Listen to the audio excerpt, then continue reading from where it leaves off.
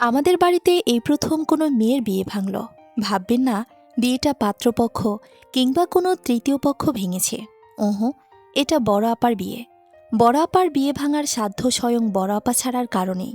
বড় আপা ভীষণ রাগী আর জেদি মানুষ, একই সাথে তুখোর ছাত্রী। আমাদের অত্যন্ত মেধাবী আপা বিদেশে গিয়ে পিএইচডি পর্যন্ত করে এসেছে। তার বিয়ের জন্য কেউ কোনোদিন একটুও চাপ দেয়নি। আপার বয়স ৩০ পেরিয়ে গেছে আগে। তারপরও আশেপাশের একটা মানুষ কোনোদিন বয়স নিয়ে একটু শব্দ করতে পারেনি, করার সাহস পায়নি। আপা এমনই শক্ত একজন মানুষ, শুধু বাড়ির নয়, এলাকার মধ্যে তার আলাদা একটা প্রভাব আছে। বরাবরই বিভিন্ন অর্জনের মাধ্যমে এলাকার নাম উজ্জ্বল করায় আপাকে সবাই স্নেহ ও সম্মান করে। আমরা সবাই এ নিয়ে দারুণ বাহাদুরি ঝাড়ি। রূপকথা চৌধুরী আমাদের বোন বলে। স্কুল কলেজে একমাত্র আপারই জন্য স্যার ম্যাডামরা আমাদের একটু বেশি আদর করতেন। আমাদের থেকেও তারা অনেক বড় কিছু আশা করতেন। তবে অত্যন্ত দুঃখের সাথে বলতে হয়, আমরা কেউই সেভাবে তাদের আশা রাখতে পারিনি। আবার বড় আপার মতো অত ভালো না করলেও খারাপও করিনি। আপা পড়েছেন ঢাবিতে, আমি পড়ছি জবিতে, বড় ভাইয়া পড়েছে রাবিতে, ছোট ভাইয়া পড়ছে খুবিতে। কথা হচ্ছে, আমাদের কারো সাবজেক্টই তেমন একটা ভালো না। এটা আমাদের কথা না, সমাজের কথা আর কি।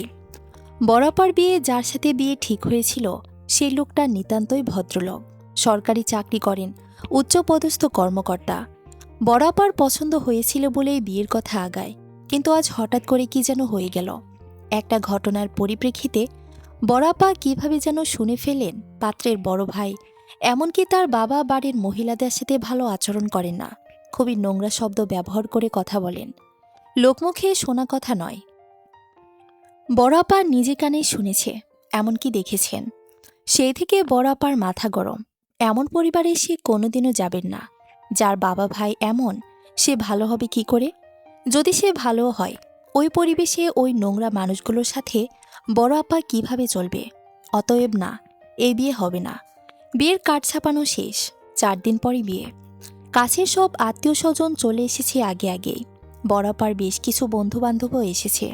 অবশ্য তারা এখনও বাড়ির চৌকাঠে এসে পৌঁছায়নি, রাস্তায় জ্যামে আটকা পড়েছে নাকি। সুদূর আমেরিকা থেকে এক ঝাঁক মানুষ আনন্দ উৎসবের আশায় এসে শেষে কিনা দেখবে। আহা, খুব খারাপ লাগছে আমার তাদের জন্য। ধুর, আমার নিজের জন্য কি কম খারাপ লাগছে? এত কষ্ট করে একটা ড্রেস তৈরি করালাম, একদম এক্সক্লুসিভ, শুধুমাত্র আপার বিয়েতে পরব বলে। সেটার কি হবে? শুধু কি আমি? কাজিন মহলের সবাই যে দিনের পর দিন এত খাটুনি করে নাচ গান প্র্যাকটিস করলাম, সেসবের কি হবে? সাজ, পোশাক, ডেকোরেশন সবকিছুর পেছনে কি খাটতে না হয়েছে? ভাবলেই কান্না পাচ্ছে। আপার বিয়েটা কেন হবে না? কেন? পাত্রপক্ষ এ নিয়ে 4 বার এসে আপাকে অনুরোধ করে গেছে। পাত্র নিজে এসে এখনও আমাদের ড্রয়িং রুমে বসে আছে। আমার আপার কারোর সাথে দেখা করছে না। আপার উপর এই প্রথম বাবা চাচাদের রাগ হলো। এই প্রথম আপা মৃদু বকা খেলেন। সেই মৃদু বকাতেই আপা এমন অভিমান করলেন, সে যে ঘরের দরজা দিয়েছি আর খোলেনি। অথচ আমি, তুতি পতি, আমরা তো দাবাং মারে খাই হুটহাট। আমাদের বকার 4 ভাগের 1 ভাগও যদি আপা পেত না, না জানি কি করত। আমরা কাজিনরা সবাই বসেছিলাম গোল হয়ে উঠোনে পাতা চেয়ারে। যদিও অনেক মানুষ আছে, তারপরও বাড়ি নিস্তব্ধ হয়ে পড়েছে। আমরাও একজন আরেকজনের সাথে কথা বলছি না। কি আর বলবো, সবার মনে একটা চাপা কষ্ট। বিয়ের আনন্দ মিছিল আর হলো না বলে। হঠাৎ 2টা গাড়ি এলো বেশ হইচই ফেলে। গাড়ি থেকে টপাটপ 7-8 জন ছেলেমেয়ে নেমে এলো। বড় আপার বয়সী সবাই। তারা যে বড় আপার বন্ধু তা বুঝলাম আব্দুল্লাহ ভাইয়াকে দেখে। তিনি আমাদের পাশের বাড়ির বড় আপার ছোটবেলার বন্ধু। তারা একসাথে ঢাবিতেও পড়েছেন। আপার বন্ধুরা তারও বন্ধু। বিয়ে যে ভেঙে দেওয়া হয়েছে সেটা বোধহয় তিনিও জানেন না। জানলে এমন হৈহুল্লোড় করতো না কেউই। তারা সব নীরব হয়ে পড়ল আমাদের বাড়ির অবস্থা দেখে। বড় ভাইয়া গিয়ে আব্দুল্লাহ ভাইয়ার কানে ফিসফিস করে কিছু বলতেই তিনি এক কদম খামোশ হয়ে গেলেন। তাকে চুপ করে যেতে দেখে বাকিরাও চুপ হয়ে পড়ল। যদিও সবার মধ্যে কালো জ্যাকেট পরা একজন সেই এসেছে থেকেই থমথমে মুখ করে দাঁড়িয়ে আছে, যেন তার এসবে কোনো আগ্রহ নেই। জোর করে টেনে নিয়ে এসেছে বলেই এসেছে। আমি তার দিকে কিছুক্ষণ তাকিয়ে রইলাম। হঠাৎ সে আমার দিকে তাকালো। তৎক্ষণাৎ আমি ওখান থেকে ছুটে এলাম। লোকটার চোখে কি যেন ছিল, কে জানে। এত ভয় কেন পেলাম? ঘরে এসে পরনের জামা বদলে আমার রোজকার পাজামা স্যুট পরে আমি শুয়ে পড়লাম। জেগে থেকে বা কি করব, শুধু মন খারাপ হবে। তার থেকে ঘুমিয়ে থাকা ভালো নয়? ঘুম ভাঙল বিরাট চেঁচামেচিতে। আমার ঘরের দরজায় অনবরত টোকা পড়ছে। টোকা নয় যদিও, ধুমধাম করে পিটুনি দিচ্ছে দরজাকে এমন মনে হচ্ছে। হঠাৎ কিছুটা হুঁশ ফিরতে লাফিয়ে উঠলাম। আপা, আপার কিছু হয়নি তো? ঘরের দরজা দিয়েছিল তখন। এরপর এরপর কি হয়েছে? তড়িঘড়ি করে উঠে গিয়ে দরজা খুলতেই পতি তুতি দিদিকে দেখলাম দাঁড়িয়ে আছে। তাদের মুখে হাসি। আমাকে দেখে লাফিয়ে উঠল। বড় আপার রাগ ভেঙেছে। বিয়েতে আবার হ্যাঁ বলে দিয়েছে। আমার আসলে খুশির থেকে একটু খারাপই লাগলো। আমি যখন ঘুমাতে গিয়েছিলাম তখন চিন্তা করেছি খুব। বড় আপা অযৌক্তিক কিছু তো বলেনি। ঠিকই তো, ওরকম একটা পরিবারে আপার যাওয়াটা আমিও মানতে পারলাম না। তখন নিজেদের সাময়িক আনন্দের কথা ভেবে খারাপ লাগলেও পরবর্তীতে ভালোই লেগেছিল। আপা একটা শক্ত সিদ্ধান্ত নিয়েছে বলে। কিন্তু এটা কি করে সম্ভব হলো? আপা একবার যেটা না করলো সেটা হ্যাঁ হলো কিভাবে? পরে জানলাম বন্ধুদের মধ্যে আসা একজনের মধ্যস্থতায় আপার সিদ্ধান্ত বদলায়। হবু দুলাভাই বেটা আপাকে ভীষণ ভালোবাসেন। লোকটার চোখের পানিও আপার মন নরম করেছে। আমার আর কিছু বলার নেই। সবাই খুশি, আমিও খুশি। আজ কোনো অনুষ্ঠান ছিল না, সব কাল থেকে শুরু হবে। আজ শুধু আমাদের ভাই বোনদের একটা আড্ডার খাওয়া দাওয়ার আয়োজন করা হয়েছিল। রান্নাবান্না করেছে ক্যাটারিং সার্ভিস। বাইরে সুন্দর করে একটা বসার জায়গা করা হয়েছে, সাদা সোনালি আলোয় সুন্দর করে সাজানো। তখন সবার মন খারাপ হয়েছিল এসব আয়োজন বৃথা যাবে বলে, কিন্তু এখন সবাই খুব খুশি। হাসছে, গাইছে, নাচছে। বাচ্চাদের হৈহুল্লোড় পড়ে আছে সবখানে। আমি আবার তৈরি হলাম, একটু সাজলাম। মনের আনন্দে গুনগুন করে গান গাইতে গাইতে সিঁড়ি বেয়ে নিচে নামতেই একজন হঠাৎ আমাকে ডাকল। এই যে! আমি থমকে দাঁড়ালাম। সেই লোকটা, কালো জ্যাকেটের, যদিও এখন একটা ঘিরঙা পাঞ্জাবি পরা। তাকে দেখতে অন্যরকম লাগছে। তখন যেমন গম্ভীর মনে হলো, এখন ততটা মনে হচ্ছে না। আমি দাঁড়িয়ে পড়তেই লোকটা এগিয়ে এলো। আমার ম্যাকবুকটা চার্জে দিতে হবে, কোথাও দেওয়ার মতো জায়গা খুঁজে পাচ্ছি না। তুমি মনে হচ্ছে বাড়ির কেউই হবে, তাই তোমাকে বলছি। আমি কথা বললাম না কোনো, মাথা নাড়লাম শুধু। লোকটা আমাকে একটা ব্যাগ ধরিয়ে দিয়ে বললেন, পারবে তো? পারবো। নাম কি তোমার?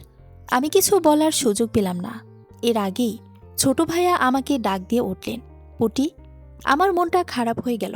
এই নামটা আমার পছন্দ না, অথচ এ নামে বাড়িতে ডাকবে আমায়। আমার একটা সুন্দর নাম আছে, সুবর্ণা। সেই নামটা এই পুটি নামে বরাবরই ঢাকা পড়ে যায়। আমি তাকিয়ে দেখলাম লোকটা কেমন চোখ বড় বড় করে তাকিয়ে আছে আমার দিকে। আমি তাকাতে এসে বলল, পুটি? পুটি মাছ পুটি? আমার খুব রাগ হলো।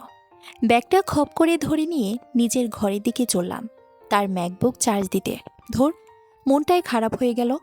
কাজ শেষ করে নিচে এসে দেখলাম সবাই যার যার মতো আসন দখল করে বসে পড়েছে।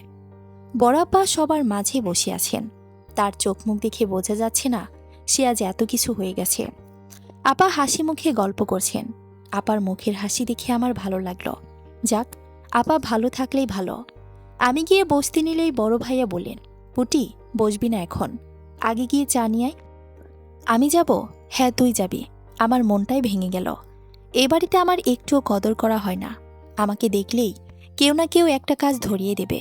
এই যে একটু আগে একটা বাইরের লোক পর্যন্ত আর কাউকে নয়, আমাকেই তার কাজের জন্য ডাকলো। আমার মুখে কি লেখা আছে আমি এ বাড়ির কাজের মেয়েটা? চা করা ছিল। আমি বুয়ার সাথে ট্রেটি করে চা এনে সবার হাতে হাতে দিলাম। সেই লোকটাকে যখন চা দিতে গেলাম একদম বিরক্ত গলায় বললেন, আমি চা পছন্দ করি না। সঙ্গে সঙ্গে বড়াপা বললেন, পুটি আরণ্যকের জন্য কফি করে আনতো। আমি অসহায় চোখে বড়াপার দিকে তাকালাম। আরণ্যকটাকে? নিশ্চয়ই ওই লোকটাই। আপা লোকটাকে বলতে লাগলেন, এ বাড়িতে পুটি সবচেয়ে ভালো কফি করে, তুই খেলে ফ্যান হয়ে যাবি।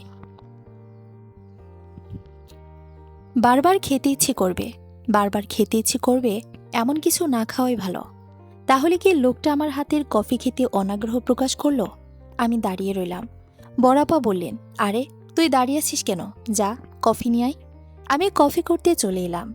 কেন যেন খুব মন খারাপ হলো। লোকটা তো খেতে চায়নি, আপায় জোর করে খাওয়াচ্ছে। আমি কফি করে নিয়ে গিয়ে তাকে দিলাম। সে হাতে নিল চুপচাপ। এই যে আমি এত কষ্ট করে আবার গিয়ে তার জন্য কফি করে এনেছি। সে চাইলেই পারত আমাকে একটা ধন্যবাদ দিতে, কিন্তু দিল না। অকৃতজ্ঞ লোক একটা। এ নিয়ে পরপর দুটো উপকার করলাম তার, অথচ সে কৃতজ্ঞতা প্রকাশ করল না। তার আর কোনো উপকার আমি করব না, ভুলেও করব না। এবার আমি গিয়ে পতিদের পাশে বসতেই লোকটা কফি মুখে তুলে থু করে ফেলে দিল। আমি তাজ্জব বনে গেলাম। বড়াপা বললেন, কি রে, কি হলো? এটা কফি নাকি লবণের ফ্যাক্টরি? সবাই হেসে ফেলল, কিন্তু বড়াপা রেগে গেলেন। বললেন, পুটি, তুই ওর কফিতে লবণ কেন দিয়েছিস? লবণ? আমি কখন লবণ দিলাম? কে জানে। আমার মন মেজাজ ভালো ছিল না। কি করেছি কিছুই খেয়াল নেই। হয়তো ভুলে মনেই দিয়ে ফেলেছি। আমি ক্ষমা চেয়ে নিলাম। বললাম, আমি আবার করে আনছি। লোকটা বলল, আর দরকার নেই, আমার কফি খাওয়ার ইচ্ছে চলে গেছে। আমি উঠে এলাম, মগটা নিয়ে চলে গেলাম রান্নাঘরে। রান্নাঘরে দেখলাম চিনির পট ওখানে এখনো পড়ে আছে। কি ভেবে আমি কফিটা মুখে দিলাম। সে কি, কোথায় লবণ? একদম পারফেক্ট চিনি দুধ সব দেওয়া আছে। লোকটার কি এমন মিথ্যে বলার কারণ কি ছিল? কোন শত্রুতার কারণে? আমি তার কি ক্ষতি করেছি? না না, ভদ্রতা অনেক দেখিয়েছি। লোকটাকে এটার জবাব দিতেই হবে। আমাদের বাড়িতে এটা প্রথম বিয়ে, আমাদের প্রজন্মের কারোর প্রথম বিয়ে। তাই সব কিছুতে ভিন্ন রকমের মাতামাতি লেগে আছে। বড় থেকে ছোট সবাই সবার মতো করে উপভোগ করছে। আমাদের মায়েরা এই রান্নাবান্নার কাজে ব্যস্ত, তো এই সাজগোজ কিংবা গল্প আড্ডায় ব্যস্ত। মায়েদের এই সুন্দর সময় কাটাতে দেখলে আমার ভালো লাগে। যৌথ পরিবার হয়, আমাদের বাড়িতে কাজ বেশি থাকে, কিন্তু আমার মা চাচিরা কোনোদিন বিরক্ত হয়ে কাজ করেননি। আমার বাবা, চাচা সবাই ভীষণ আন্তরিক। বাড়ির মহিলাদের কষ্ট হবে এমন কোনো কিছু কখনো তাদের উপর চাপিয়ে দেয়নি। কখনো কখনো কাজের ভার দেখলে তারা নিজেরাই সাহায্য করতে এগিয়ে যান, নয়তো সাহায্যের জন্য আরও লোক আনেন। এই যেমন এবারও বড় আপার বিয়ে উপলক্ষে অনেক লোক এসেছে, এক একজন এক এক কাজ করছে। কিন্তু এই সবাইকে ছাপিয়েও আমি এক কাজের মেয়ে ছুটি পাচ্ছি না। আমার কথা কেউ চিন্তা করে না। আমাকে যে দেখবে অমনি ডাকবে একটা কাজ করে দিতে। তাই আমি পণ করলাম, আজ থেকে বিয়ে শেষ না হওয়া পর্যন্ত আমি আর কোনো কাজ করব না, কারো কথা শুনব না।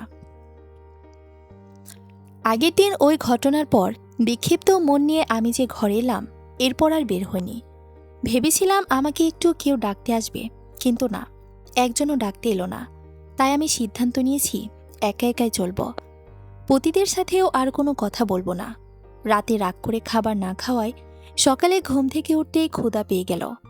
ফ্রেশ হয়ে নিচে নামতেই দেখলাম সবাই সবার মতো কাজ করছে। মা আমাকে দেখে বললেন, এত দেরি করে কেউ ঘুম থেকে ওঠে? আমি কোনো কথা বললাম না। কাল পোলাও রোস্ট করা হয়েছিল, আমার ভীষণ পছন্দের। রাগ করার কারণে খেতে পারিনি। চুপচাপ রান্নাঘরে গিয়ে দাঁড়িয়ে রইলাম। আমার কি লাগবে মা বুঝলেন। তিনি প্লেটে খাবার তুলে দিলেন। খুশি মনে টেবিলে গিয়ে বসে প্রিয় লেগ পিস দিয়ে আমি তৃপ্তির সাথে খেতে লাগলাম। খেতে খেতে আমি খেয়াল করলাম বড় আপার সেই বন্ধু আরণ্যক না টারণ্যক একদিকে আছে, তার পেছনে বড় ভাইয়া আর আব্দুল্লা ভাইয়াও ছিল। আমাকে দেখে বড় ভাইয়া বললেন, পুটি, খাওয়া শেষে ভাইয়াদের জন্য একটু চা করে আনিস তো। না, আমি পারবো না। কেন পারবি না? আমি কেন? আর কেউ নেই চা বানানোর? আর কারো হাতে চা মজা হয় না তো? আমার একটু মন গড়ল। কেউ আমার প্রশংসা করলে আমার যে কি ভীষণ ভালো লাগে, আহ্লাদে আটখানা হয়ে যায়। আর আরণ্যক ভাইয়ার জন্য কফি দিস, মামার বাড়ির আবদার। ওই লোকের জন্য আর কোনোদিন আমি কিছু করব না। কালকে যে ঘরে ফিরে ওই লোকের ম্যাকবুকটা মেঝেতে আছাড় মেরে ভেঙে ফেলিনি, এটাই তো অনেক। আবার কফি করে দিব? আমার কিছু বলার আগেই লোকটা মাথা নেড়ে বলল, প্রয়োজন নেই অমিয়। আমি আবার ওই লবণ কফি খেতে চাইছি না। মিথ্যুক একটা। লবণ কফি? লোকটার মুখে স্বাদই নেই, নয়তো চিনিতে লবণের স্বাদ কে পায়? বলতে ইচ্ছে করছিল, বেটা তোর খুবই খারাপ। আব্দুল্লা ভাইয়া বললেন, আরে কালকে হয়তো ভুলে ওরকম হয়ে গেছে, আজ ভালো করে করবে, তাই না রে পুটি? যদিও আমি করতে চাইনি, কিন্তু হঠাৎ মাথায় দুষ্ট বুদ্ধি এলো। আমি রাজি হয়ে গেলাম। লোকটা সন্দেহান হয়ে আমার দিকে তাকিয়ে বলল, আমি ব্ল্যাক কফি খাবো, নো সুগার নো মিল্ক। আমি রান্নাঘরে এলাম, চা করলাম, সাথে কফি করলাম। ব্যাটা বলেছে no sugar no milk, no সল্টও বলেনি। গতকাল যে অপবাদ দিয়ে লোকটা আমাকে অপমানিত করেছে, আজকে আমি সত্যি সেই কাজটা করলাম। তার কফিতে লবণ দিয়ে দিলাম। এবার ব্যাটা বুঝবি, কত ধানে কত চাল। কফি খেতে দিয়ে আমি দাঁড়িয়ে রইলাম। বড় ভাইয়া বললেন, দাঁড়িয়ে আছিস কেন? না মানে, আজ কোনো ভুল হলো কি না তাই? চা তো ঠিকই আছে, আর ব্ল্যাক কফি আর ঠিক কি ভুল? ওই তেতো স্বাদ। লোকটা এত নাটক জানে। কফি পড়ে আছে, সে মুখেই তুলছে না, বসে বসে ইনস্টা ক্রল করছে। ইচ্ছে করছে মাথায় ফাটিয়ে দে, বদলোক একটা। আমি অধৈর্য হয়ে পড়ছিলাম। চলে আসতে নেব তখনই দেখলাম সে মগটা হাতে নিল, খুব স্বাভাবিকভাবে কফিতে চুমুক দিল। একবার, দুবার, তিনবার। মানে কি? আরে ওটাতে লবণ আছে, কিভাবে খেয়ে যাচ্ছে অনবরত? পাগল নাকি? আমারই মাথা কাজ করা বন্ধ করে দিল। দ্বিধায় পড়ে গেলাম আদৌ লবণ মিশিয়েছি কিনা। ওখান থেকে চলে আসার সময় আমার মনে হলো লোকটার মুখে হয়তো সমস্যা আছে, নয়তো কেউ চিনিকে লবণ আর লবণকে চিনি মনে করে। না না, গোটা লোকটার মধ্যে বোধহয় সমস্যা আছে। অ্যামাজন একটা। আমি কত কত পণ করি রোজ রোজ, একটাও রাখতে পারি না। এই যেমন ভেবেছিলাম কাজ করব না, কিন্তু সকালটা শুরুই হলো আমার কাজ দিয়ে।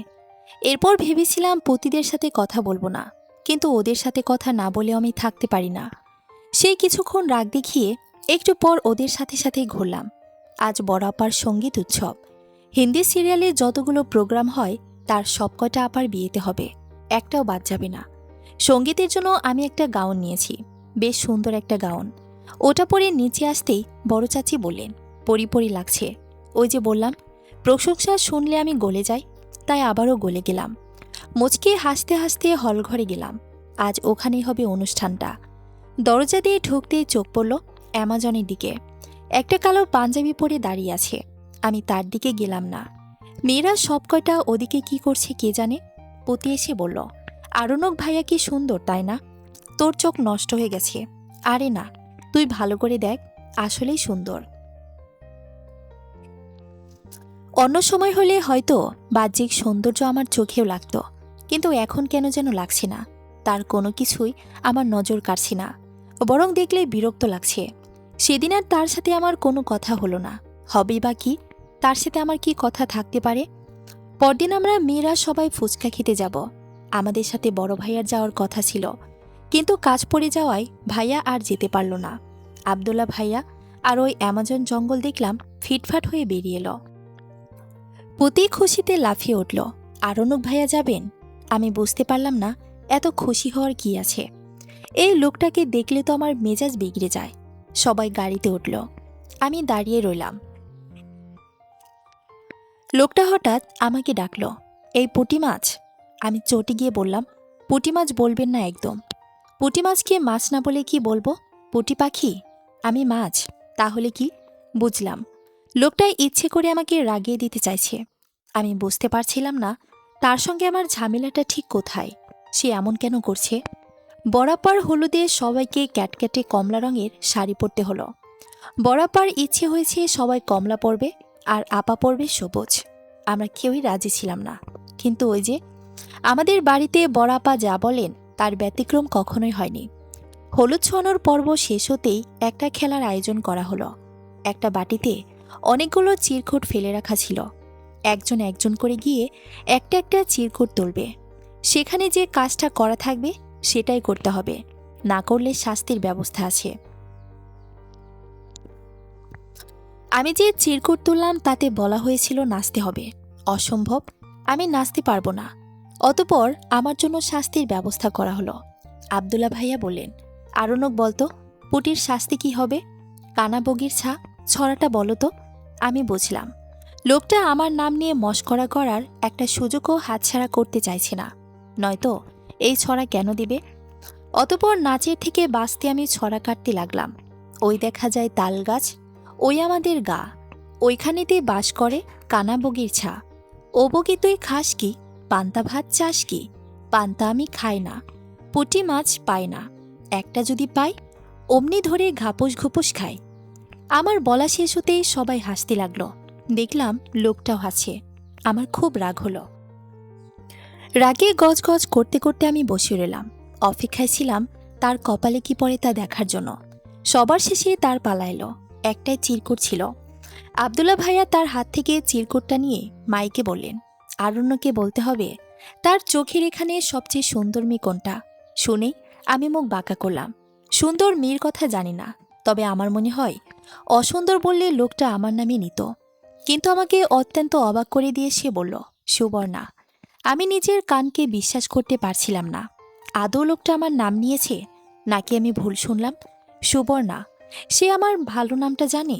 আমি আহামরি সুন্দর না হলেও সুন্দর, এই কথাটা আমি জানি। ছোট থেকেই লোকমুখে শুনে এসেছি, তাই কখনো নিজের অসুন্দর মনে করে হীনমন্যতায় ভুগতে হয়নি। তবে এই যে সবার মাঝে আমিই সুন্দর, এমন কিছু কখনো কল্পনা করিনি। কারো চোখে সবাইকে ছাপিয়ে যাব এমনটা কখনো আশা করিনি। আমি বাস্তববাদী। ওসব রোমান্টিক ব্যাপার আমার কাছে গল্প উপন্যাস পর্যন্তই সীমাবদ্ধ হয়ে আছে। তাই যখন ওই মানুষটা আমার নাম নিল, ওটা ঠিক আমার বিশ্বাস হলো না। বিশ্বাস না হবার পেছনে আরেকটা কারণও স্পষ্ট। তার সাথে আমার এই পর্যন্ত ভালো একটা সম্পর্ক নেই। আমার দিক থেকে নয়, বরং তিনি নিজেই একদম প্রথম দিন থেকেই অন্যরকম ছিলেন আমার সাথে। তার কাজ কারবার দেখেই তো পরিষ্কার বোঝার কথা সে আমাকে খুব একটা পছন্দ করে না। নয়তো তার কি দরকার ছিল কফির চিনি নিয়ে ওইরকম মিথ্যাচার করার? আর আমার নাম নিয়েও তো কম করেনি। লোকটা আমার নাম নেওয়ার পর থেকে সবাই আমাকে নিয়ে টিটকারি করতে লাগলো। যেখানেই যাচ্ছি কেউ না কেউ একজন ডেকে উঠছে, এই যে সবচেয়ে সুন্দর মেয়েটা, সে কেন আমার নাম নিয়েছে। এই ভেবে আমি প্রথমে খুব অবাক হলেও পরে কারণটা ধরতে পারি। বুঝতে পারি পাজি অ্যামাজন এখানেও ছলচাতুরি করেছে। সবাই আমাকে নিয়ে ঠাট্টা করবে বলেই হয়তো সে আমার নাম নিয়েছে।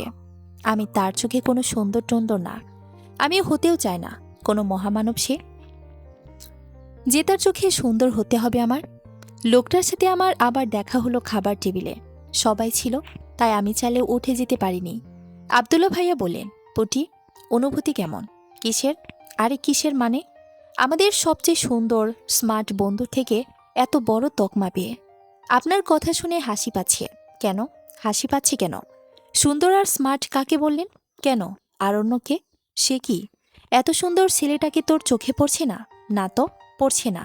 আব্দুল্লাহ ভাইয়া হেসে ফেললেন। তার বন্ধুর দিকে তাকিয়ে বললেন, আরণ্য, তোর বিরাট লস হলো।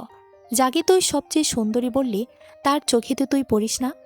আমিও আর চোখে তাকালাম তার দিকে, দেখলাম সে মিটিমিটি হাসছে। সে কি হাসি পাচ্ছে? তার রাগ হচ্ছে না? কেন হচ্ছে না? আমি তো তার রাগ দেখতেই চাইছিলাম। তুই তো জানিস আব্দুল্লাহ, আমার বরাবরই পুঁটি মাছ খুব প্রিয়। পুঁটি নামটা শুনলেই আমার ভালো লাগে। এই প্রথম দেখলাম পুঁটি মানুষও হয়। তা দেখতে সে যেমনই হোক, তার নাম পুঁটি, অতএব আমার চোখে সবচেয়ে সুন্দর। এটা কেমন কথা? এটাই কি তবে ঠান্ডা মাথায় অপমান? লোকটা আমাকে আবারও অপমান করল। সমস্যা কোথায় তার?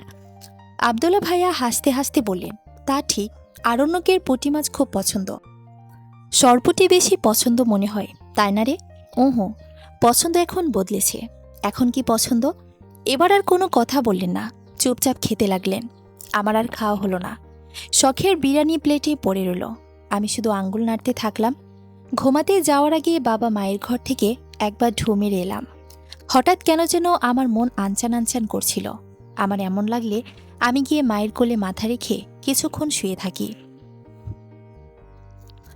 মা কয়েকবার জিজ্ঞেস করবেন কি হয়েছে, আমি কোনো জবাব দেই না।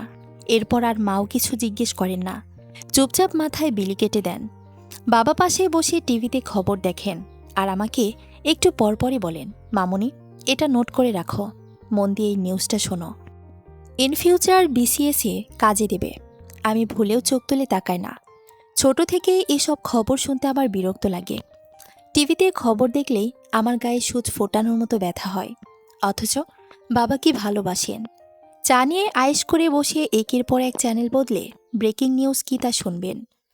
মায়ের সাথে মাঝে মাঝে ঝগড়া হয় অবশ্য। মায়ের প্রিয় সিরিয়ালের সময় বাবার প্রিয় টক শো হয়। কেউ কাউকে এ ব্যাপারে ছাড় দিতে রাজি না, তবে মাঝে মধ্যে মা ছাড়া দেন। এই যেমন আজ আমি যখন রুমে ঢুকলাম, টিভিতে মায়ের প্রিয় সিরিয়াল চলছিল। মা আমাকে নিয়ে ব্যস্ত হতেই বাবা সুযোগের সদ্ব্যবহার করলেন। আমার বাবা মায়ের আমি একটাই সন্তান, আমার আর ভাই বোন নেই। তবে আমাদের যৌথ পরিবার হওয়ায় আমার ভাই বোনের কমতি কখনো টের পেতে হয়নি। বড় আপা, বড় ভাইয়া, ছোট ভাইয়া, পুতি, তুতি, দিতি এরা সবাই আমার বাকি দু চাচার সন্তান। আমাদের মধ্যকার সম্পর্ক একদম মায়ের পেটের ভাই বোনের মতোই। মায়ের ঘর থেকে বের হয়ে ওপরে আসতে দেখলাম অ্যামাজন অর্থাৎ আরণ্যক লোকটাকে সোফায় বসে ল্যাপটপে কাজ করছে খুব মনোযোগী হয়ে। ভাবলাম আমাকে খেয়াল করেনি, কিন্তু পাশ দিয়ে যেতেই বলে উঠল, একটু কফি পাওয়া যাবে? আমি ভ্রু কুঁচকে ফেললাম, মানে কি আবার কফি? এ লোকের এখন আমার হাতে কফি খাওয়ার স্বাদ আছে, নাকি লোকটা আমাকে চিনতে পারেনি, অন্য কেউ ভেবেছে? কিন্তু অন্য কাকেও বা ভাববে? আমি দাঁড়িয়ে পড়লাম। তার দৃষ্টি তখনও ল্যাপটপের স্ক্রিনে, আঙ্গুল কিবোর্ডে। হঠাৎ হাত থামল তার, আমার দিকে সরাসরি তাকালো। আমি আমতা আমতা করে বললাম, আপনি আমাকে কিছু বলছিলেন? কফি চাইছিলাম। আমার কাছে কিসের কফি চাইছেন? আমি তো লবণ দিই কফিতে। আমার কফি তো মুখেও তোলা যায় না, থু করে ফেলে দেন। কালো তো খেলাম, ফেলিনি তো। আমি চমকে উঠলাম, বললাম, আপনি কাল লবণের টেস্ট পেয়েছিলেন? তারপরও ওটা খেলেন কেন? তুমি দিলে তাই। আমি তো এর আগের দিনও দিলাম, দুধ চিনির একটা পারফেক্ট কফি দিয়েছি। আপনি সেটা কেন ফেলে দিলেন আর মিথ্যে কেন বললেন? এমনিতেই আপনি এমন করবেন? করলাম তো। আপনার আমার সাথে কোনো শত্রুতা নেই আমার জানা মতে। সব কিছুর পেছনে সবসময় শত্রুতা থাকতে হবে এমন কোনো কথা নেই সুবর্ণা। আমি চুপ করে গেলাম। আবারও বলল, কিন্তু এবার আমাকে সরাসরি আমার নামে সম্বোধন করল, আমার ভালো নামটাই, যেটা আমি পছন্দ করি। আশ্চর্য, এমন কেন লাগছে আমার? আমি তার কথায় দুর্বল হয়ে যাচ্ছি কেন? ওখান থেকে চলে এলাম ঘরে। ঘরে এসে বসতেই কেমন খারাপ লাগা শুরু হলো। মানুষটা আমার কাছে কফি চেয়েছে। সব কিছু না হয় বাদ দিলাম, সে তো আমাদের অতিথি। অতিথির সাথে এমন আচরণ করা অবশ্যই উচিত নয়। আমি উঠে গেলাম। তখনও তিনি ওখানেই বসেছিলেন। আমি ঝটপট গিয়ে কফি করে নিয়ে এলাম, কিন্তু কফি করে না দেখলাম লোকটা ওখানে আর নেই। কোথায় গেল? চলে গেল। হঠাৎই আমার খুব কান্না পেল। নিশ্চয়ই মনে আঘাত পেয়েছে। আমি এত খারাপ কাজ কিভাবে করলাম? একটা মানুষ আমার কাছে কিছু চাইল, আর আমি কি করলাম? ওই কফির মগ আঁকড়ে ধরে আমি ওখানেই বসে রইলাম। জানি না কেন আমার ঘুম উড়ে গেল, আর মাথার থেকে গেল শুধু সে আরণ্য। বরাবর বিয়ের দিন আমি কি করব, কিভাবে করব, কত প্ল্যান করে রাখলাম, অথচ কিছুই করতে পারলাম না। আমার পরার কথা ছিল শাড়ি, আমি পরলাম সালোয়ার কামিজ। বরযাত্রী আসার সময় গেট ধরতে গেলাম না বাকিদের সাথে। আমি কেন গেলাম না এ নিয়ে বড় আপা আমাকে এক দফা বকলেন। বড় শালিকা হিসেবে আমার ওখানে উপস্থিত থাকার দরকার ছিল। ছোটরা সবাই গেল, অথচ আমি গেলাম না। কেন গেলাম না এই প্রশ্নের জবাব আমি দিতে পারিনি। কি দেব? আমি নিজে তো ঠিক বুঝে উঠতে পারছিলাম না কেন গেলাম না। বিয়ে পড়ানোর সময় বড় আপার সাইন নিতে কাজী সাহেবের সাথে এলেন আব্দুল্লা ভাইয়া আর তার প্রিয় বন্ধু আরণ্যক। আমি লক্ষ্য করলাম লোকটা একবারের জন্য আমার দিকে তাকালো না। অন্যদিন দেখা হলে তো নাম নিয়ে মশকরা শুরু করে, নয়তো কোনো হুমকি দিয়ে যায়, আর আজ তাকায়নি পর্যন্ত। আমি ঠিক বুঝতে পারলাম না এর পেছনে কি কারণ থাকতে পারে। কতক্ষণ এটা নিয়ে ভাবার পর আমার মনে হলো কফি দেয়নি বলে হয়তো রাগ করেছে। অদ্ভুত তো, কফির জন্য রাগ করবে? লোকটা কি বাচ্চা? পরক্ষণে আবার বুঝলাম শুধু যে কফি তা নয়, আমি তাকে অবজ্ঞা করেছিলাম। সেটাই কি কারণ হতে পারে? আমি হঠাৎ ভীষণ অপরাধবোধে ভুগতে লাগলাম। আমি তো তাকে অসম্মান করতে চাইনি, আমি তার উপর রাগ করেছিলাম। সহজ হিসাব, সে আমাকে রাগ করার সেই সুযোগ দিয়ে গেছে সবসময়। আমি তো নিতান্তই ভদ্রসভ্য মেয়ে, সবার সব কাজ করে দেই, চা কফি এসব তো আমি শখ করে এনে দিই। কিন্তু কালোভাবে ঘরে চলে গিয়েছিলাম কারণ সে আবারও আমার মেজাজ বিগড়ে দিচ্ছিল। কেমন কেমন কথা বলছিল, পরিষ্কার নয় ভনিতা করেই। তাছাড়া সে আমার নাম মুখে কেন নেবে? সুবর্ণা ওভাবে কেন ডাকবে এত গভীর করে? আমার তখন কেমন কেমন লাগছিল। এ কি করছি আমি? সুবর্ণা কেন বলল এ নিয়েও এখন মনে মনে অভিযোগ করছি। পটি ডাকলেও অন্যদিকে রাগ করছি। ধ্যাত, আমার যে কি হচ্ছে, থাক, যা হওয়ার হয়েছে। আমি না হয় আমার যতটুকু ভুল ছিল তার জন্য ক্ষমা চেয়ে নেব। অন্তত নিজের দিক থেকে আমি স্বচ্ছতা রাখতে চাই। ক্ষমা করা না করা তার ব্যাপার। তা তো আমি আমার অল্পটুকু ভুলের ক্ষমা চাইতে রাজি আছি। তার মধ্যে তো তেমন কিছু দেখি না। শুধু আমাকে রাগালে যেন তার আনন্দ হয়। বরাপার বিদায়ের পর আমি ভাবলাম তার কাছে গিয়ে সরি বলবো, কিন্তু এরপর আর তার সাথে আমার দেখা হলো না। আমি তাকে খুঁজলাম, পেলাম না। ভাবলাম সবার সাথে হয়তো কোথাও গেছে, ফিরে এলে বলবো। আমার অপেক্ষার অবসান আর হলো না, ফিরল না। ফিরলেন শুধু আব্দুল্লাহ ভাই, তাও অনেক রাত করে। আমি তাকে জিজ্ঞেস করলাম, আপনার বন্ধু কোথায়? কোন বন্ধু? ওই যে আরণ্যক ভাইয়া। আরণ্যক? ও তো চলে গেছে। চলে গেছে মানে? তুই জানিস না? আরণ্যক এলো অল্প দিনের ছুটিতে, রূপকথার বিয়েতে অ্যাটেন্ড করার জন্যই। রিটার্ন টিকিট কাটা ছিল, ভোর 5টায় ফ্লাইট। আমি তোকে ঢাকার বাসে উঠিয়ে দিয়ে এলাম। আব্দুল্লাহ ভাইয়া চলে গেলেন, আমি দাঁড়িয়ে রইলাম। আমি জানি না ঠিক কেন হঠাৎ করেই আমার বুক ভেঙে এত কান্না ছিল। আমি সেই কান্না কিছুতেই আটকে রাখতে পারছিলাম না, এত অবাধ্য কান্না। আমার ফুফাতো বোন রেশমা আপার বিয়েতে আমাদের দাদি গল্পের আসরে বলেছিলেন, মেয়েরা যে ছেলেকে প্রথম প্রথম দেখতে পারে না, পরে তার প্রেমে হাবুডুবু খায়। সে কথা শুনে আমরা শুধু হেসেছিলাম। এই ব্যাপারটা যে ভীষণ চিন্তার বিষয় তা তখন মাথায় আসেনি, বরং খুব মজার মনে হয়েছিল। এমন প্রেম কাহিনী জানতে কৌতূহল হতো, কিন্তু এখন ব্যাপারটা মোটেও ভালো লাগছে না। কেন? যাকে প্রথমে ভালো লাগলো না তাকে পরে কেন ভালো লাগবে? কোন দুঃখে? না না, আমার কাউকে ভালো লাগেনি, লাগতে পারে না। একটু সহমর্মিতা কি অনুভব করলাম, অমনি সেটাকে ভালো লাগা বলে চালিয়ে দেওয়া যায়? আমি জীবনে কোনোদিন প্রেম ভালোবাসা আসেনি, আমি আসার সুযোগ দিইনি। আমার মনে হয়েছে ওসব ফালতু, বেহুদা আর সময় নষ্ট। আশেপাশে কারো কিছু দেখলেও নাক ছিটকিয়ে চলে আসতাম। এতটাই অপছন্দ করি এসব আমি। কেন? কেন একজনকে ভালোবেসে নিজেকে ভুলতে হবে? অন্য একজনের ভালো থাকা না থাকার উপর কেন নির্ভর করতে হবে? আমার ভালো আমি থাকব, আমার খারাপও আমি থাকব। আমারটা যেমন আমি কাউকে দেব না, কারো তেমনই উচিত হবে না তারটা আমার উপর চাপিয়ে দেওয়া। গতবারের ফিফা বিশ্বকাপের একটা ঘটনা। আর্জেন্টিনার প্রথম ম্যাচের দিন আমার মামাতো বোন আমাদের বাড়িতে এলো। সেদিন আমি তাকে কত করে অনুরোধ করলাম রাতটা থাকতে, আমরা একসাথে ম্যাচ দেখব। কিন্তু তার কথা একটাই, থাকার জন্য অনুমতি পাবে না। সঙ্গে সঙ্গে আমি আমার মামার কাছে কল করে অনুমতি চেয়ে নিলাম। দেখলাম এবারও আমার মামাতো বোনের তরফ থেকে না এলো। অতঃপর বুঝলাম কোথা থেকে অনুমতি নিতে হবে। তাই সেদিন আমি আমার মামাতো বোনকে বিদায় দিলাম, আর কোনো কথা না বলে। কি বলবো, যে কিনা প্রেমিকের অনুমতি নিয়ে আমাকে সময় দিতে চায়, তাকে আমি শুভ নয়তো আমার অতি গুরুত্বপূর্ণ সময় দিব না, কখনোই না। আবার বিয়ের পর কিছুদিন আমার মন কেমন কেমন করছিল ঠিকই, কিন্তু দিন যত পার হলো ততই ভুলতে লাগলাম। আমার সেমিস্টার ফাইনাল এসে পড়ল।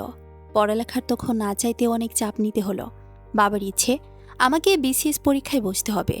যদি একান্তই বিসিএস আমার চাওয়া হিসেবে না থাকে, আমি যেন অন্তত ভালো একটা সিজে তুলে কোনো পাবলিক ইউনিভার্সিটিতে শিক্ষক হিসেবে যোগদান করি।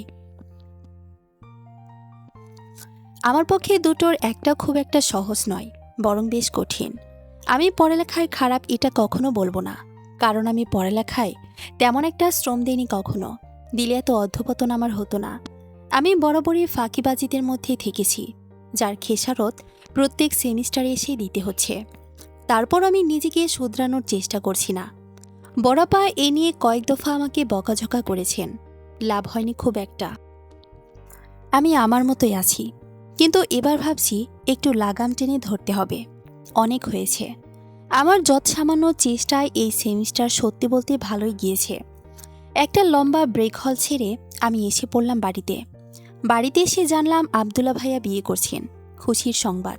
একটা বন্ধে বিয়ের দাওয়াত খেয়ে যাওয়ার ব্যাপারটা কি যে সুন্দর। আমাকে দেখে আব্দুল্লাহ ভাইয়া ভীষণ খুশি হলেন। খুশিতে গদগদ হয়ে বললেন, পুটি এসেছিস, কি যে ভালো লাগছে।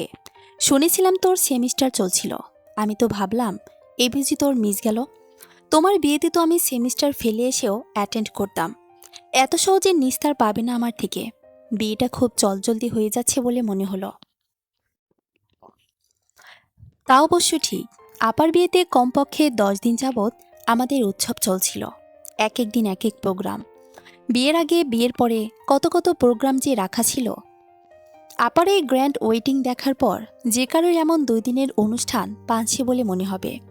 তবে আব্দুল্লাহ ভাইয়ের বাড়িতে গিয়ে বুঝলাম এই দুদিনেই তারা 10 দিনের আনন্দ পুষিয়ে নিতে পারবে। এত এত আয়োজন, এত এত লোকজন। বড় আপা আর দুলাভাই এলেন সন্ধ্যায়। আমি তখনও তাদের সাথে দেখা করিনি। সাজগোজের মধ্যে সময় পাইনি আসলে। দেখা হলো রাতে, একদম আব্দুল্লাহ ভাইয়াদের বাড়ি গিয়েই। বড় আপা আমাকে দেখে বললেন, তোর এক্সাম কেমন হলো? ভালো। কতটা ভালো? গতবারের মতো ভালো? ওই যে সিজি টেনে টেনে 3-তে উঠলো ওই রকম ভালো? এবার আসলে ভালো হয়েছে। ভালো হলেই ভালো। পড়ালেখা যখন করছিস করার মতো করবি, নয়তো দরকার নেই, ছেড়ে দিস। আচ্ছা আপা। বিয়েবাড়িতে এসেও বড় আপা আমার পড়ালেখা নিয়ে বললেন। ব্যাপারটা ভীষণ কষ্টদায়ক, কিন্তু কিছু করার নেই।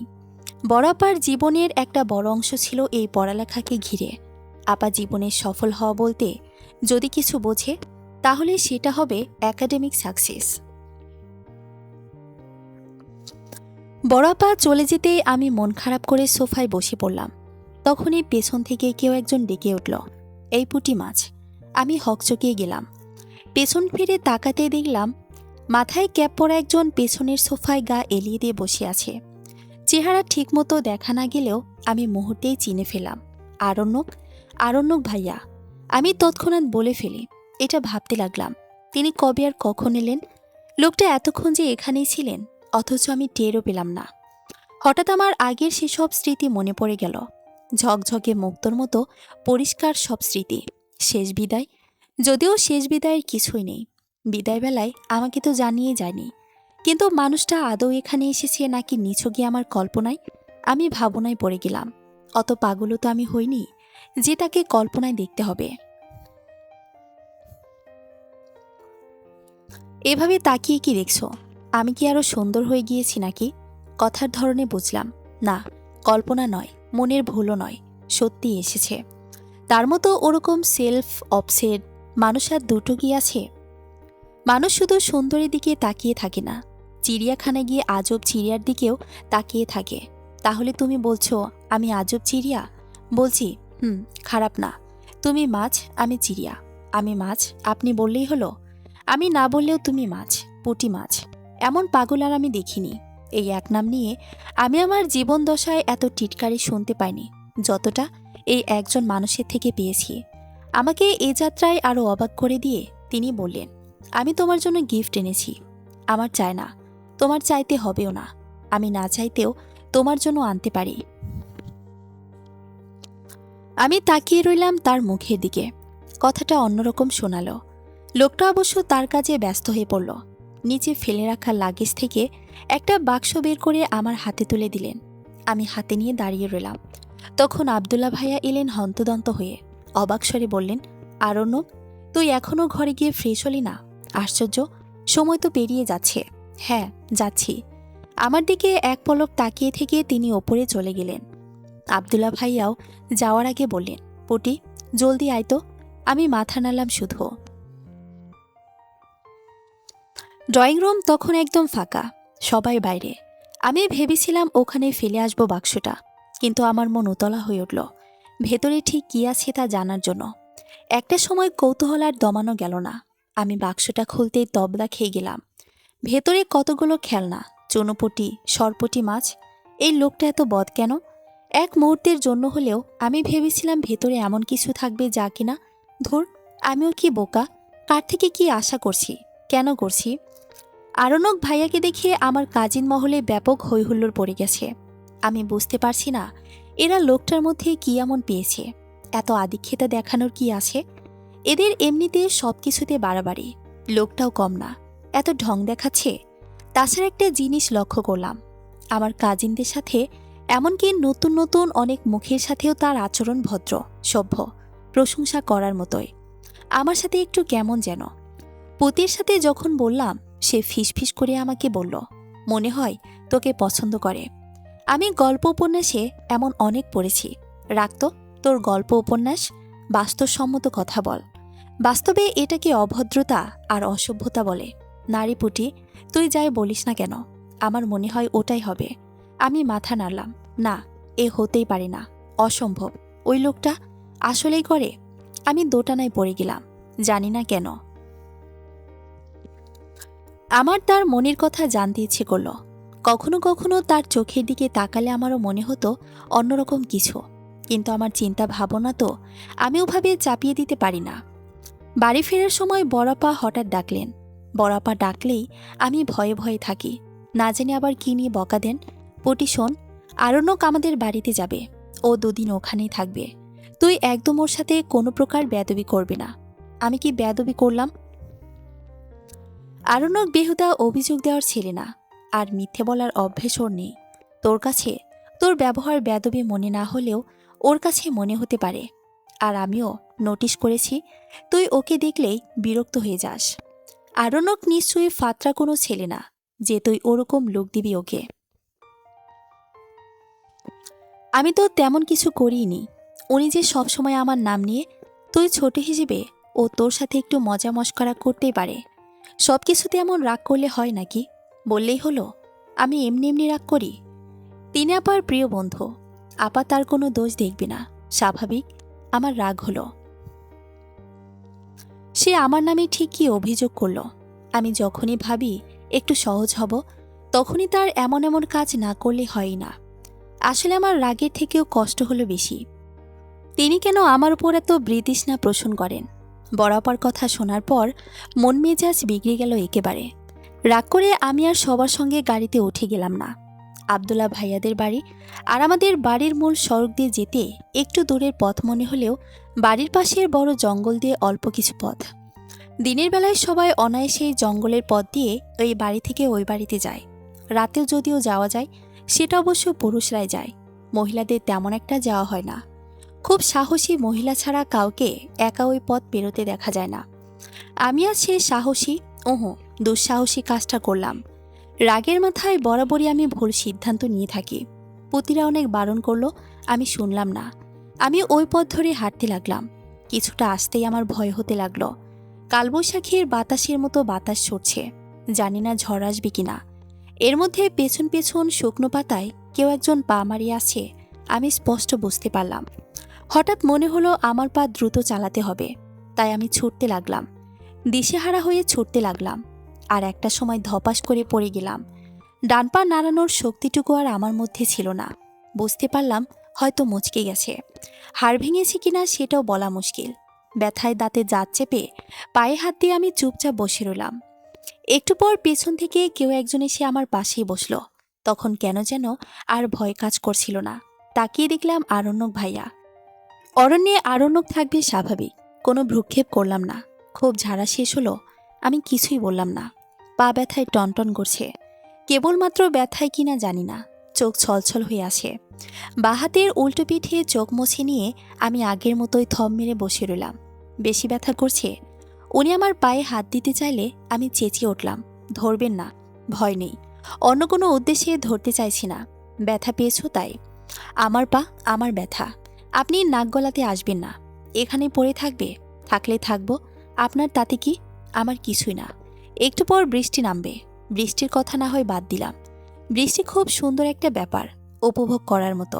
কিন্তু হায়নাদের তো উপভোগ করা যায় না। আমি তার ছেলের হাসি হেসে বললাম, ভয় দেখিয়ে লাভ নেই, এ বনে হায়না নেই। তুমি কি নিশ্চিত? সত্যি নেই? আমি একটু ভাবলাম, কখনো তো হায়নাদের গল্প শুনিনি, এখানে এরকম তো সত্যি কিছু নেই। পরক্ষণেই বুঝলাম অন্য হায়নার তো নিশ্চয়তা নেই, তারা তো শুধু বন জঙ্গলেই সীমাবদ্ধ থাকে না। তারপরও নিজের রাগ ধরে রাখতে বললাম, আপনি চলে যান।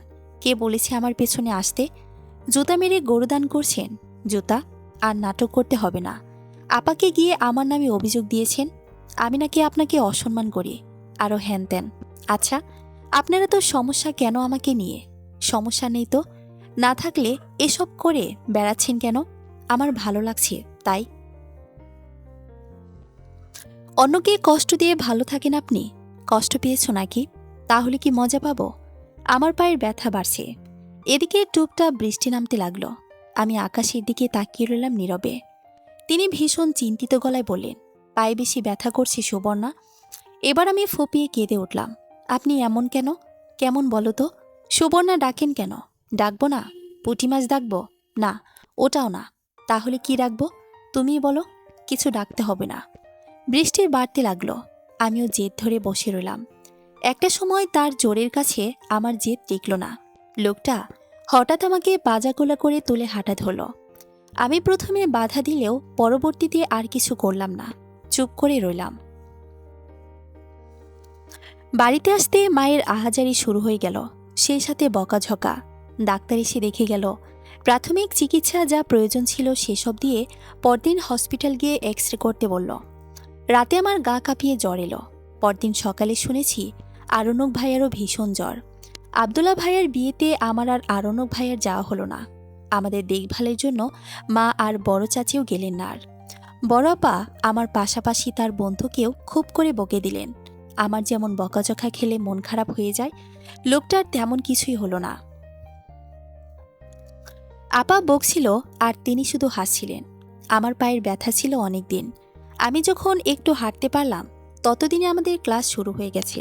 দীর্ঘ 1 মাস পর আমি ঢাকায় ফিরলাম, কিন্তু বড়াপা হলে থাকতে দিলেন না।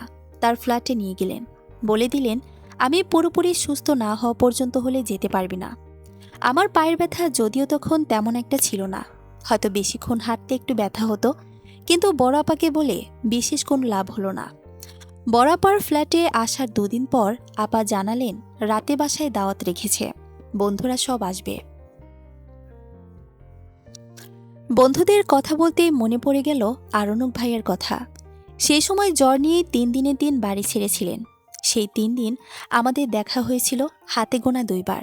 আমি হসপিটাল থেকে আসার পর আর তিনি ফিরে যাওয়ার সময়, যখন বড় আপার সাথে আমার ঘরে এসেছিলেন তখন। হ্যাঁ, তিনি এসেছিলেন আমার থেকে বিদায় নিতে। আমি খুব অবাক হয়েছিলাম, যদিও এত অবাক হওয়ার মতো কিছুই ছিল না। তবে এবার বন্ধুদের মধ্যে আরণ্যক ভাইয়া থাকবেন না। কিভাবে থাকবেন? তিনি তো আমেরিকায়। আমার তো মনে হয় আপার বন্ধু মহলের কারো বিয়ে লাগা ছাড়া তিনি আর আসবেন না। ব্যাপারটা আসলে মজার। প্রত্যেক বন্ধুর বিয়েতে আমেরিকা থেকে এসে কয়েকদিনের জন্য ঢু মেরে যান।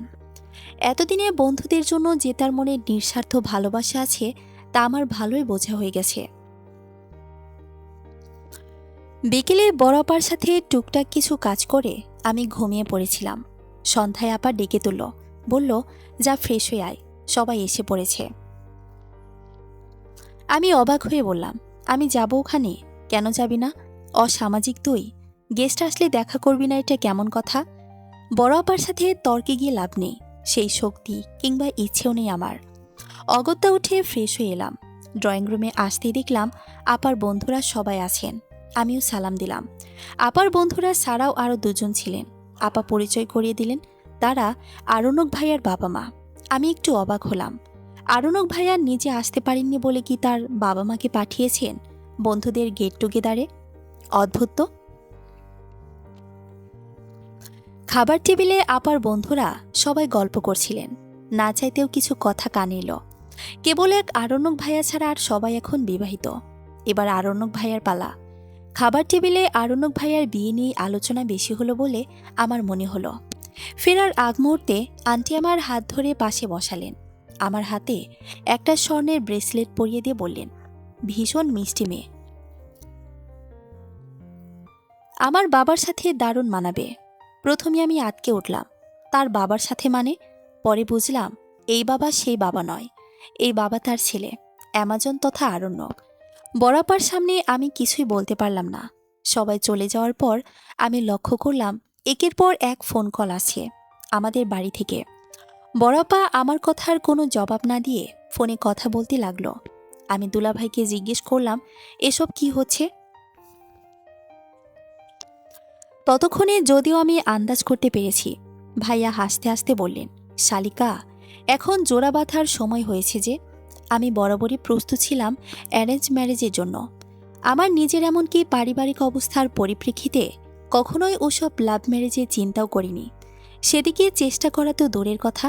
তবে আরণ্যক ভাইয়াকে যখন বিয়ে করতে হবে শুনলাম তখন বেঁকে বসলাম। এদিকে আমাদের বাড়ির হর্তাকর্তা বড় আপা হ্যাঁ বলে দিয়েছেন।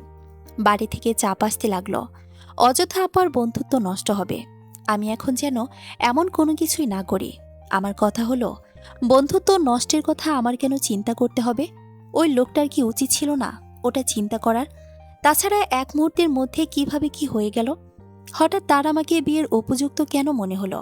শেষ পর্যন্ত আমি আর না করতে পারিনি। বরাবরই বাড়ির বড়রা যখন কোনো সিদ্ধান্ত নিয়ে নেয় তখন আমরা আর সেটার উপরে কিছু বলতে পারি না। আমি অন্তত এভাবেই বড় হয়েছি। বিয়ের মতো একটা বড় বিষয়ে নিজে থেকে সিদ্ধান্ত নেওয়ার মতো সাহস আমার মধ্যে নেই। আমি কেঁদেছি, অনুরোধ করেছি, আমার থেকে যতটুকু সম্ভব হয়েছে করেছি, কিন্তু লাভ হয়নি। আমাদের বিয়ে হলো ঢাকায়। তিনি এলেন বিয়ের আগের দিন। আমার সাথে দেখা হলো হলুদ অনুষ্ঠানে। আমার হাতে তখন মেহেদি ছিল। তিনি আমার পাশে বসে বললেন, দেখি তো আমার নামটা কোথায় লিখেছ। তিনি খুঁজতে লাগলেন, পেলেন না। একটা সময় বেশ আক্ষেপ করে বললেন, এই পুটি, আমার নাম কোথায়? আমি বিরক্ত হয়ে বললাম, চোখ নেই আপনার?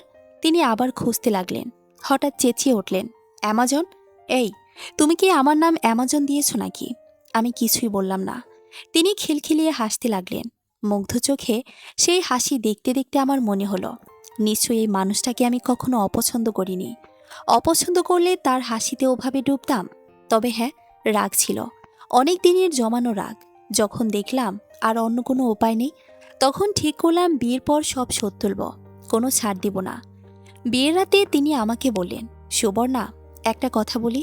আমি বাজখাই গলায় বললাম, কি? তোমাকে যেদিন প্রথম দেখলাম সেদিন প্রেমে পড়ে গেছেন, এটাই বলবেন তো? হুম। তাহলে? আমার মন বলেছিল তোমার সাথে আমার কিছু একটা হবে। আপনার মন বলেছিল, হ্যাঁ, তুমি হয়তো বিশ্বাস করবে না, কিন্তু জাপানি একটা ধারণা আছে, কোনো ইয়োকান, ইংরেজিতে প্রিমনিশন অব লাভ।